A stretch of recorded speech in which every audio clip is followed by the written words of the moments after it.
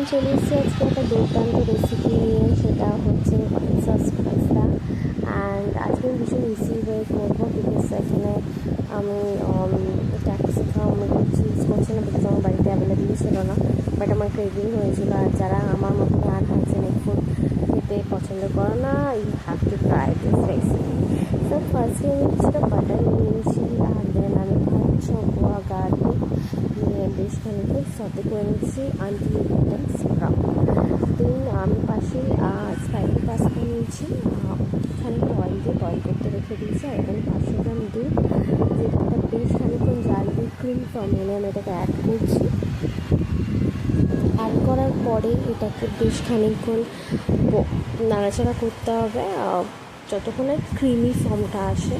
So এটাকে ভালোভাবে add করো। এখানে কোনো অয়েল অ্যাড হবে না, জাস্ট বাটার। হ্যাঁ, জাস্ট পাস্তা বয়েল করার সময় যেটুকু অয়েল ইউজ করছো, just 1 spoon, that's fine and that's enough.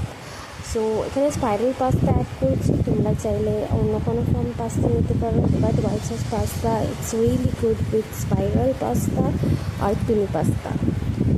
দেন দুটো ইনগ্রেডিয়েন্ট যেটা ছাড়া ইনকমপ্লিট, সেটা হচ্ছে তোমার oregano and chili flakes.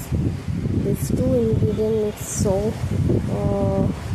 good for white sauce pasta, and this is also it's an important ingredient. তার সাথে আমি ইউজ করছি Amul mozzarella cheese, and it's become so yummy and cheesy and creamy.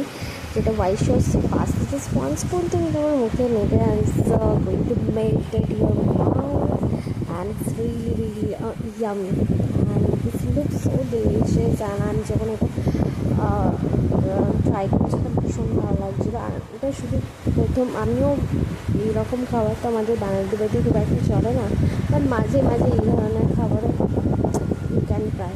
So please recipe try করবেন, আমাকে যেন কেমন লাগলো। আর এরকমই কুইক রেসিপি নিয়ে, তোমাদের ক্রেভিংওয়ালা রেসিপি নিয়ে আমি হাজির হবো। Thank you so much. চ্যানেলকে